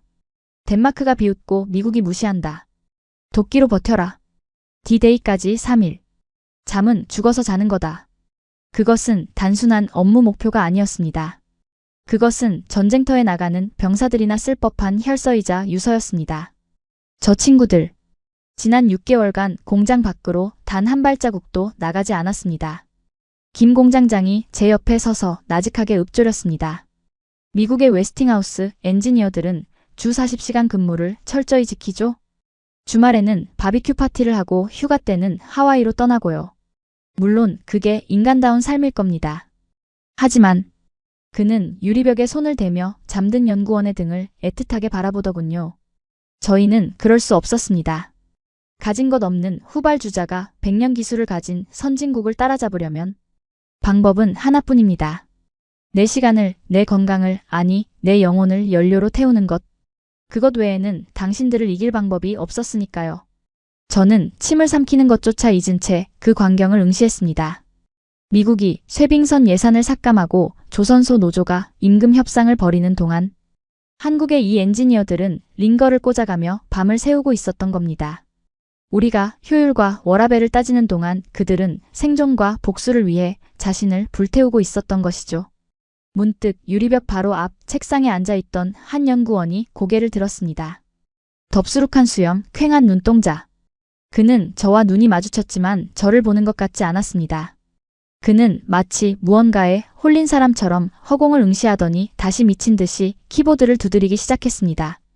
그의 손가락 끝은 반창고로 칭칭 감겨 있었는데 그 하얀 밴드 위로 붉은 피가 배어 나오고 있더군요. 그 손. 갈라지고 터지고 굳은 살이 박힌 그 투박한 손. 순간 저는 깨달았습니다. 제가 두려워해야 할 것은 200메가와트급 원자로 따위가 아니었습니다. 80mm 특수강이나 법률 검토서 따위도 아니었습니다. 진짜 공포는 바로 저 손이었습니다. 불가능을 가능으로 만들기 위해 기꺼이 자신을 파괴하는 저 지독한 도끼. 덴마크가 한국을 무시했을 때, 미국이 한국을 이용하려 했을 때 그들은 분노를 밖으로 표출하는 대신 안으로 삼켜 저런 괴물 같은 결과물을 만들어낸 겁니다. 괴물들이군. 저도 모르게 중얼거렸습니다. 이것은 욕설이 아니었습니다. 그것은 적국 아니 경쟁국이 보낼 수 있는 최상의 경외심이자 공포의 표현이었습니다. 라스무센 장관도 이제야 분위기를 파악했는지 창백해진 얼굴로 저에게 묻더군요. 번스 씨, 우리가 저들을 이길 수 있겠소? 돈으로든 기술로든. 저는 고개를 가로저을 수밖에 없었습니다. 아니요, 장관님. 우린 졌습니다. 돈으로 기술은 살 수 있어도 저런 광기는 살 수 없습니다. 덴마크가 백지수표를 내밀든 미국이 협박을 하든 저들은 눈 하나 깜짝하지 않을 겁니다. 이미 지옥을 뚫고 온 사람들이니까요. 제 심장은 이제 공포를 넘어선 무력감으로 뛰고 있었습니다. 우리가 그린란드를 차지하네 만회하며 책상 머리에서 체스 게임을 두고 있을 때 한국은 아예 체스판 자체를 불태우고 새로운 판을 짜고 있었던 겁니다. 그리고 그 새로운 판의 주인은 더 이상 미국이 아니었습니다. 그때 김 공장장의 무전기가 지직거리며 울렸습니다. 공장장님, 본사 법무팀에서 최종 승인 떨어졌습니다. 카타르 측 입금 확인됐고 계약서 출력 준비 끝났습니다. 카타르. 그 단어가 들리는 순간 제 이성의 끈이 툭 하고 끊어지는 소리가 들렸습니다. 안 돼. 이대로 뺏길 수는 없어. 미국이 그린란드를 포기할 수 없다면 남은 방법은 하나뿐입니다. 체면이고 나발이고 다 집어치우고 저 한국인들 앞에 엎드리는 것. 저는 김 공장장의 소매를 덥석 붙잡았습니다. 펜타곤 수석 분석관으로서의 자존심? 그딴 건 개나 줘버리라지요. 공장장님, 잠깐만요. 아직 계약서에 도장 안 찍으셨죠? 제 목소리는 비굴할 정도로 떨리고 있었습니다. 저희가 미국이 조건을 맞추겠습니다. 아니, 더 드리겠습니다. 기술 감사 다 취소하겠습니다. 백악관의 직보에서 한국을 최우선 전략 파트너로 격상시키겠습니다. 그러니 제발 카타르 계약을 멈춰주십시오. 제 애원에 김 공장장은 천천히 고개를 돌려 저를 내려다보았습니다. 그의 눈동자는 여전히 깊고 서늘했지만 그 입가에는 처음으로 묘한 승리감의 미소가 번지고 있었습니다. 그는 제 손을 부드럽게 하지만 단호하게 떼어내며 이렇게 말하더군요. 미스터 번스. 이제야 대화가 좀 통할 것 같군요. 하지만 순서가 틀렸습니다. 공장장 김철수의 입에서 흘러나온 그 짧은 접속사 하지만 이라는 단어가 제 고막을 파고드는 순간 상황실의 시간은 다시 한번 정지하고 말았습니다. 그것은 단순한 문장의 연결고리가 아니었습니다. 지금까지 우리가 알고 있던 세계의 질서, 즉 미국이 명령하고 동맹국이 따른다는 그 견고한 위계 질서를 송두리째 끊어버리는 단두대의 칼날과도 같았으니까요. 저는 마른 침을 삼키며 그의 다음 말을 기다렸습니다. 제 심장은 이미 불규칙하게 요동치고 있었고 옆에 서 있던 라스무센 장관은 사형 선고를 기다리는 죄수처럼 텅 빈 눈동자로 공장장의 입술만 바라보고 있더군요. 김 공장장은 냉정하게 제 손을 놓았습니다. 그리고 시선을 돌려 넋이 나간 라스무센 장관을 향해 천천히 아주 천천히 고개를 돌렸습니다. 그 동작 하나하나가 마치 슬로모션처럼 제 뇌리에 박혔는데 그건 일종의 장엄한 의식과도 같았습니다. 라스무센 장관님, 덴마크는 훌륭한 나라입니다. 바이킹의 후예이자 복지국가의 모델이죠.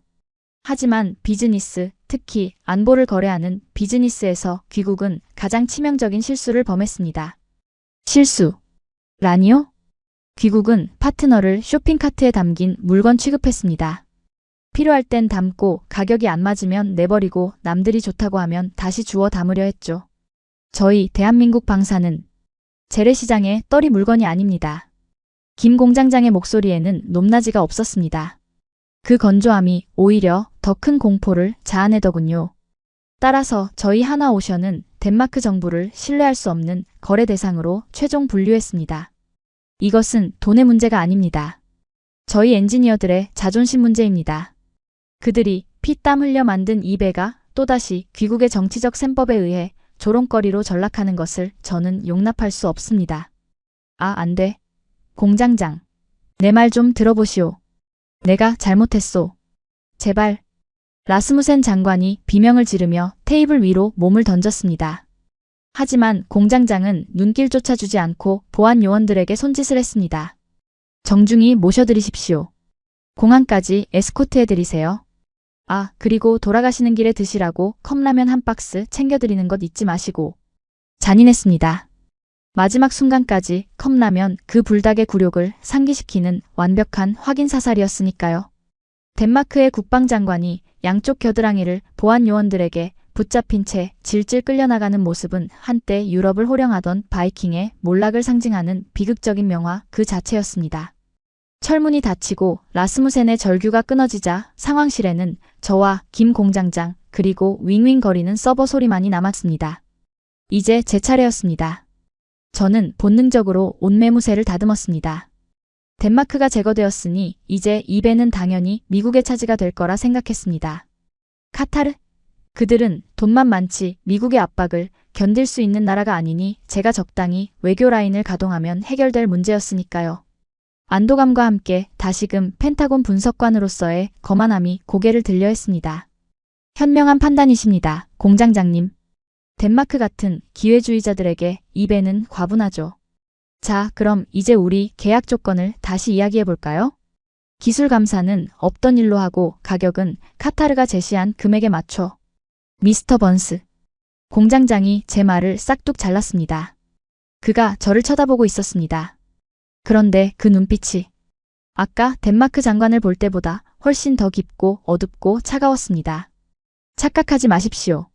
덴마크가 신뢰를 잃어서 탈락했다면 미국은 예의를 잃어서 탈락 위기입니다. 네. 그게 무슨... 방금 전 당신은 제게 뭐라고 하셨죠? 기술 감사? 약점? 협박? 그는 천천히 저에게 다가왔습니다. 그가 한 걸음 다가올 때마다 저는 뒷걸음질 칠 수밖에 없었죠. 그가 뿜어내는 기운은 거대한 쇠빙선이 얼음을 짓누를 때의 그 압력과 흡사했으니까요. 우리가 지난 70년간 당신네 무기를 사주고 기술을 배우고 함께 피를 흘린 동맹이라는 건 부정하지 않습니다. 하지만 그것이 당신들이 우리 머리 꼭대기 위에서 군림해도 된다는 면죄부는 아닙니다. 이 배 프로젝트 타이탄은 우리가 미국의 그늘에서 벗어나 독자 생존하기 위해 만든 첫 번째 결과물입니다.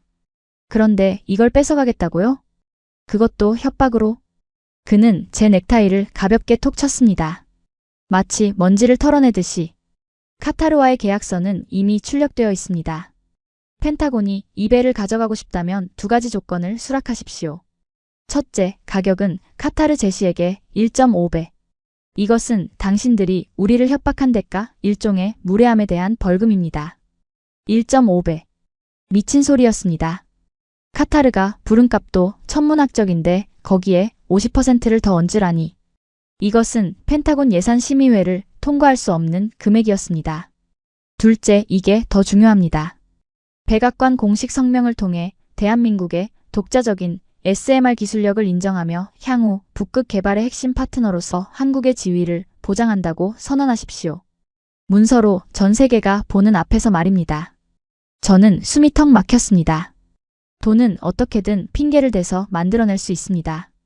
하지만 두 번째 조건은 미국의 기술적 패권을 내려놓고 한국을 대등한, 아니 특정 분야에서는 미국보다 우월한 파트너로 인정하라는 항복 문서나 다름없었으니까요. 그건 불가능합니다. 국무부와 백악관이 승인할 리가. 그럼 나가십시오. 카타르 대표단이 로비에서 기다리고 있습니다. 그는 망설임 없이 몸을 돌렸습니다. 그 단호한 등짝을 보는 순간 제 안에 무언가가 와르르 무너져 내렸습니다. 끝났다. 머릿속이 하얗게 전멸했습니다. 제가 여기서 나가면 이 배는 카타르 국기를 달게 될 겁니다. 그리고 며칠 뒤면 덴마크가 카타르에게 임대하는 형식을 빌려 그린란드 항구에 입항하겠죠. 그러면 미국의 그린란드 전략은 폐기 처분되고 러시아와 중국은 미국의 무능함을 비웃을 겁니다. 그리고 저는 알래스카 레이더 기지로 좌천되어 평생 펭귄이나 새며 늙어 죽게 되겠죠. 아니, 제 개인의 몰락은 중요하지 않았습니다. 더 참을 수 없는 건 위대한 미국이 고작 아시아의 작은 동맹국 앞에서 이토록 철저하게 무시당하고 배제당했다는 사실이었습니다. 우리는 세계의 경찰이자 모든 질서의 설계자 아니었습니까? 그런데 언제부터 우리가 한국의 공장장 눈치를 보며 벌벌 떠는 신세가 된 겁니까? 저는 비틀거리는 다리로 의자에 주저앉았습니다. 자괴감, 치욕, 그리고 지독한 무력감. 창밖으로는 어느새 해가 저물어가고 있었습니다. 붉은 노을이 거대한 쇠빙선 타이탄을 집어삼킬 듯이 불타오르고 있었죠. 그 붉은 빛이 마치 미국에 저물어가는 패권을 상징하는 것 같아 저는 눈을 감아버리고 말았습니다. 어디서부터 잘못된 거지? 우리가 기술을 가르쳐줬잖아. 우리가 지켜줬잖아. 그런데 왜 우리는 늙고 병든 사자가 되었고 저들은 젊고 강력한 호랑이가 된 거야? 제 머릿속에서 아버지의 모습이 떠올랐습니다. 필라델피아 조선소의 용접공이었던 아버지. 80년대 미국의 조선업이 황금기를 누리던 시절 아버지는 기름밥을 먹으면서도 우리가 세계의 바다를 지배한다는 자부심으로 사셨습니다. 하지만 지금 그 조선소는 잡초만 무성한 폐허가 되었고 아버지는 실직연금으로 근근히 살아가고 계시죠.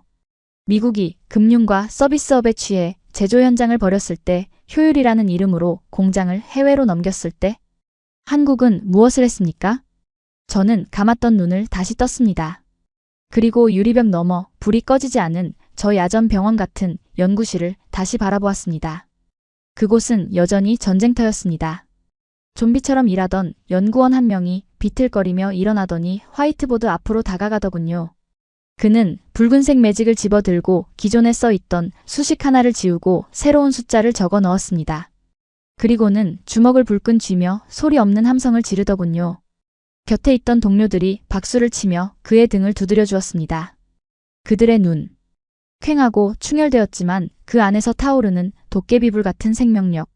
순간 저는 그 화이트보드 구석에 붙어있는 낡은 흑백 사진 한 장을 발견했습니다. 너무 작아서 잘 보이지 않았지만 저는 본능적으로 자리에서 일어나 유리벽 가까이 다가갔습니다. 그것은 6.25 전쟁 당시의 사진이었습니다. 폭격으로 폐허가 된 서울의 거리. 그 잿더미 속에서 헐벗은 아이 하나가 미군 트럭을 향해 초콜릿을 구걸하며 손을 내밀고 있는 사진. 그리고 그 사진 밑에는 누군가가 삐뚤빼뚤한 글씨로 이렇게 적어 놓았더군요. 다시는 구걸하지 않는다. 다시는 뺏기지 않는다. 쿵. 제 가슴속 깊은 곳에서 무언가가 둔탁하게 떨어지는 소리가 들렸습니다. 그거였습니다. 저들이 저토록 미친 듯이 목숨을 걸고 배를 만드는 이유. 돈? 성공? 아니요. 그것은 훨씬 더 원초적이고 처절한 생존 본능이자 트라우마의 극복이었습니다. 나라를 잃어봤고 전쟁의 참화를 겪어봤고 강대국들의 틈 바구니에서 눈치만 보며 살아남아야 했던 그 기업. 힘이 없으면 짓밟힌다는 그 뼈아픈 교훈이 저들의 DNA 속에 각인되어 있었던 겁니다. 그래서 그들은 쇠를 깎고 배를 만들 때 단순히 제품을 만드는 게 아니라 자신들을 지킬 갑옷을 만들고 있었던 겁니다. 반면 우리는 어땠습니까? 우리는 승리에 취해 있었습니다. 우리는 우리가 영원히 강할 거라 착각했고 오만에 빠져 땀 흘리는 가치를 잊어버렸습니다. 우리가 월스트리트의 그래프에 환호할 때 그들은 용광로의 불꽃 앞에서 인내했습니다. 그 차이가 오늘 이창원 도크에서 미국의 패배를 만든 겁니다. 저는 유리벽에 이마를 대고 한참을 서 있었습니다. 부끄러웠습니다. 덴마크를 비웃고 한국을 하청기지 취급했던 제 자신이 벌거벗겨진 것처럼 부끄러웠습니다. 우리는 동맹이 아니라 그저 거만한 주인이 되려 했을 뿐입니다. 주인이 하인에게 배를 내놔라 라고 명령하니 스스로 황제가 된 하인이 무릎을 꿇어라 라고 답한 것뿐이죠. 이건 반란이 아니었습니다. 이건 역사의 필연이었습니다. 제 손이 주머니 속의 위성전화를 다시 잡았습니다. 아직 늦지 않았을지도 모릅니다. 아니, 지금이라도 인정해야 합니다. 미국이 살 길은 자존심을 세우는 게 아니라 저 도끼품은 호랑이의 등에 올라타는 것뿐이라는 사실을. 저는 심호흡을 한번 크게 내쉬고 떨리는 손으로 전화기를 꺼냈습니다. 그리고 결심했습니다. 밀러 국장이 뭐라고 고함을 치든 백악관이 뭐라고 난리를 치든 상관없습니다. 저는 제가 본 진실을, 이 불편하고도 경이로운 진실을 있는 그대로 보고할 것입니다. 국장님, 접니다. 저는 최대한 차분한 목소리로 입을 열었습니다. 제 목소리는 더 이상 오만한 분석관의 것이 아니었습니다. 그것은 패배를 인정한 장수의, 그러나 새로운 길을 발견한 참모의 목소리였습니다. 덴마크는 끝났습니다. 그리고 솔직히 말씀드리면 미국의 기존 전략도 끝났습니다. 수화기 너머로 국장의 거친 숨소리가 들려왔지만 저는 말을 멈추지 않았습니다. 지금 당장 백악관 안보보좌관을 연결해 주십시오. 1.5배? 아니요, 2배를 줘서라도 이 배는 우리가 가져와야 합니다. 이건 단순히 배 한 척을 사는 게 아닙니다. 저는 유리벽 너머 다시 일에 몰두하기 시작한 저 괴물 같은 연구원들을 바라보며 마지막 말을 뱉었습니다. 우리는 지금 미국의 잃어버린 영혼을 사는 겁니다. 한국이 가진 저 도끼. 저걸 우리 편으로 만들지 못하면 10년 뒤 펜타곤의 주인은 우리가 아닐지도 모릅니다.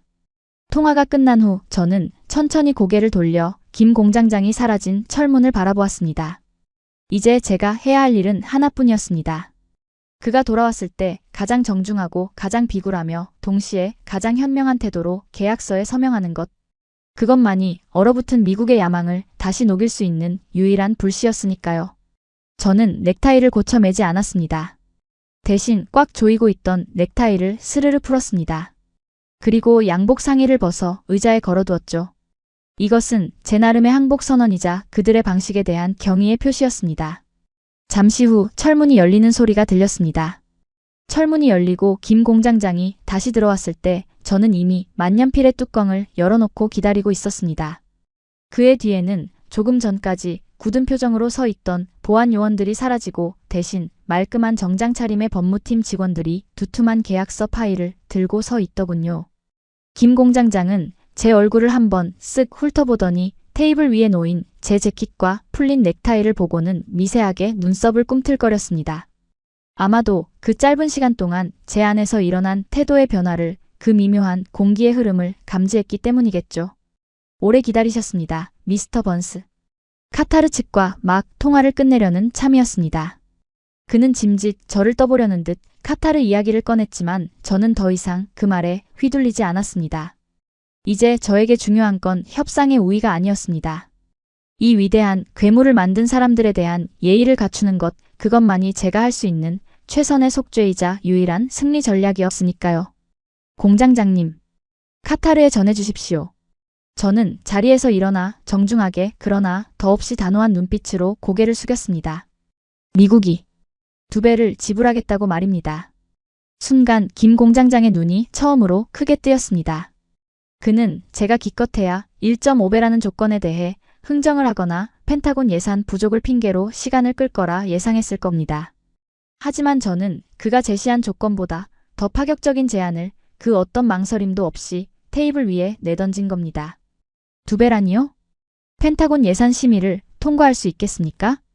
이건 껌값 흥정이 아닙니다. 돈은 문제가 아닙니다. 제가 아까 말씀드리지 않았습니까? 우리는 지금 배를 사는 게 아니라 미국의 잃어버린 영혼을 사는 거라고요. 한국의 기술 그리고 당신들이 보여준 그 지독한 도끼. 그 가치를 인정하는 비용으로 2배면 솔직히 싸다고 생각합니다. 저는 품 안에서 백악관 직인이 찍힌 긴급 위임장을 꺼내 테이블 위에 올려놓았습니다. 사실 이것은 제가 한국으로 출발하기 전 밀러 국장이 현장에서 무슨 수를 써서라도 해결하라며 보내준 포괄적 위임 서류였지만 지금 이 순간만큼은 미국의 항복 문서나 다름없었으니까요. 그리고 2번째 조건. 백악관의 공식 성명 말입니다. 저는 잠시 숨을 고르고 김 공장장의 눈을 똑바로 응시했습니다. 대통령께서 내일 아침 브리핑에서 직접 발표하실 겁니다. 대한민국은 미국의 유일하고도 대체 불가능한 북극 파트너이자 SMR 기술의 종주국이다 라고 말이죠. 이 정도면 카타르를 돌려보낼 명분이 되겠습니까? 정적이 흘렀습니다. 윙윙거리는 서버 소리마저 멈춘 듯한 그 숨막히는 침묵 속에서 김 공장장은 한참 동안 저를 응시하더군요. 마치 제 진심의 무게를 저울질하려는 듯 혹은 제 눈동자 속에 숨겨진 1%의 거짓이라도 찾아내려는 듯이 말입니다. 이윽고 그의 입가에 옅은 미소가 번지기 시작했습니다. 그것은 승자의 오만함이 아닌 진정한 파트너를 만났을 때 보여주는 신뢰의 미소였습니다. 합격입니다, 미스터 번스. 그는 법무팀 직원에게 손짓하여 카타르행 계약서를 치우게 하고 새로운 계약서를 제 앞에 펼쳐주었습니다. 사실 카타르는 핑계였습니다. 저희는 처음부터 이 배가 미국과 함께 가기를 원했습니다. 아무리 돈이 좋아도 자유민주주의의 가치를 공유하지 않는 나라의 전략 자산을 넘길 수는 없으니까요. 저희가 원한 건 돈이 아니라 바로 그 인정이었습니다. 그랬습니다. 그들은 처음부터 돈 따위는 안중에도 없었던 겁니다. 그저 70년 동안 미국의 그늘에 가려져 있던 서름을 씹고 당당한 주역으로 인정받고 싶었던 그 명분 하나를 위해 이 거대한 판을 짰던 것이죠. 미국이 스스로 고개를 숙이고 들어오게 만드는 판, 그 완벽한 설계 위에서 저는 기꺼이 패배한 장기말이 되기를 자처했습니다. 저는 떨리는 손으로 계약서 서명란에 이름을 적어 내려갔습니다. 마이컬 번즈. 검은색 잉크가 종이에 스며드는 그 순간 저는 비로소 덴마크 장관처럼 쫓겨나지 않고 이 방에 남을 자격을 얻게 된 겁니다. 펜타곤의 분석관으로서의 서명이 아니라 대한민국이라는 거인 앞에 경의를 표하는 한 인간으로서의 서명이었습니다. 모든 절차가 끝나고 저는 만년필을 주머니에 넣으며 짐짓 농담처럼 물었습니다. 그런데 공장장님, 한 가지 궁금한 게 있습니다. 만약 제가 끝까지 거절했다면 진짜로 카타르에 파실 생각이셨습니까? 그는 짐을 챙기던 손을 멈추고 저를 향해 장난기 어린 표정을 지어 보이더군요. 글쎄요. 그건 영원한 기밀로 남겨두죠. 하지만 이건 확실합니다. 아까 쫓겨난 덴마크 라스무센 장관이 가져간 컵라면 말입니다. 그거 유통기한이 내일까지라는 사실은 팩트입니다. 우리는 서로를 마주보며 소리내어 웃었습니다. 그 호탕한 웃음소리가 차가운 상황실을 가득 메웠습니다. 그 웃음 속에서 저는 묘한 해방감을 느낄 수 있었죠. 강대국의 분석관이라는 무거운 가면을 벗어던지고 그저 기술과 노력이라는 보편적 가치 앞에서 겸손해진 인간으로서의 해방감이었습니다. 공장을 떠나기 위해 밖으로 나왔을 때 이미 해는 완전히 저물어 있었습니다. 하지만 야전 병원 같던 그 설계 연구실의 불빛은 여전히 대낮처럼 환하게 타오르고 있더군요. 저는 리무진에 오르기 전 지갑에서 1달러짜리 지폐 한 장을 꺼냈습니다. 그리고 아까 제가 봤던 그 유리벽 너머 여전히 코피를 닦으며 모니터와 씨름하고 있는 이름 모를 연구원이 보이는 창가에 그 지폐를 살며시 올려두었습니다. 그것은 팁이 아니었습니다. 그것은 과거 초콜릿을 구걸하던 소년이 이제는 세계 최강대국의 지갑을 열게 만들었다는 사실에 대한 저 나름의 소소한 항복 문서이자 그들의 피와 땀에 바치는 헌사였습니다. 가시죠, 공항으로. 저는 차에 올라타며 마지막으로 그 거대한 쇠빙선 타이탄을 돌아보았습니다. 어둠 속에서 하얗게 빛나는 그 선체는 마치 대한민국이라는 나라가 지나온 고난의 세월을 뚫고 솟아오른 거대한 빙산처럼 보였습니다. 이제 미국은 저 배를 갖게 될 것입니다. 하지만 저는 알고 있습니다. 저 배의 주인은 서류상의 미국이 아니라 저 배를 만들기 위해 청춘을 바친 저 안의 연구원들이라는 사실을 말입니다. 그린란드의 얼음은 이제 걱정할 필요가 없을 겁니다. 한국인의 뜨거운 심장이 탑재된 저 배가 가는 길에 녹지 않을 얼음 따위는 존재하지 않을 테니까요. 공항으로 향하는 리무진 안 저는 차창 밖으로 멀어지는 창원공단의 불빛을 하염없이 바라보고 있었습니다. 어둠이 내려앉은 도시는 마치 거대한 반도체 회로처럼 정교하게 반짝이고 있었는데 그 중심에는 하얀색 괴물 타이탄이 북극을 향한 출정 준비를 마친 채 웅장하게 서 있더군요. 불과 48시간 전 덴마크의 몰락을 비웃으며 오만한 포식자의 마음으로 이곳에 도착했던 저는 이제 완전히 다른 사람이 되어 돌아가고 있었습니다. 제 가슴 속에는 승리감보다는 어떤 묵직한 부채감과 함께 설명할 수 없는 뜨거운 무언가가 꿈틀거리고 있었으니까요. 제 무릎 위에는 펜타곤으로 보낼 최종 보고서가 놓여 있었습니다. 제목, 북극해 전략 수정안, 독수리의 날개와 호랑이의 발톱. 저는 보고서의 마지막 문장을 다시 한번 소리내어 읽어보았습니다. 잉크 냄새가 채 가시지 않은 그 문장들은 제가 20년 분석관 인생을 통틀어 쓴 글 중 가장 솔직하고 통렬한 고백이었습니다. 따라서 미국은 더 이상 한국을 지켜줘야 할 대상이나 하청기지로 착각해선 안 된다. 그들은 이미 우리를 앞질렀거나 적어도 우리와 어깨를 나란히 할 유일한 거인이다. 그린란드의 얼음은 녹고 있지만 한미동맹이라는 새로운 쇠빙선은 이제 막 엔진을 켰을 뿐이다. 우리가 그들의 손을 잡은 것은 자비가 아니라 생존을 위한 가장 현명한 선택이었다. 보고서를 덮는 순간 기장의 차분한 안내 방송이 흘러나왔습니다. 승객 여러분, 우리 비행기는 잠시 후 워싱턴으로 이륙하겠습니다. 현재 서울의 기온은 영하 10도 맑음입니다. 영하 10도. 문득 덴마크 군인들이 춥다고 징징대던 그 온도가 떠올라 피식 웃음이 나오더군요. 영하 10도의 추위 속에서도 땀방울을 흘리며 용접 불꽃을 튀기던 그 엔지니어들. 코피가 터진 휴지를 틀어막고 손가락에 반창고를 칭칭 감은 채 모니터를 노려보던 그들의 눈빛이 주마등처럼 스쳐 지나갔습니다. 그들의 뜨거운 피가 흐르는 한 대한민국이라는 나라는 결코 얼어붙지 않을 거라는 확신이 들었습니다. 아니, 오히려 가장 차가운 시련이 닥칠수록 그들은 더 뜨겁게 타오르는 사람들이었으니까요. 저는 좌석 등받이에 몸을 깊숙이 파묻으며 눈을 감았습니다. 내일 아침이면 백악관 브리핑룸이 발칵 뒤집히겠죠. 트럼프 대통령은 한국을 치켜세우며 덴마크를 조롱하는 트윗을 날릴 것이고 덴마크 총리는 사임 압박에 시달리며 후회할 겁니다. 그리고 저는 아마 심할서 대신 승진 통보를 받게 될지도 모르겠습니다. 한국이라는 강력한 우군을 확보한 공로로 말입니다. 하지만 그 모든 정치적 소란보다 제 가슴을 더 뛰게 하는 건 제 지갑 속에 고이 접어 넣은 사진 한 장이었습니다.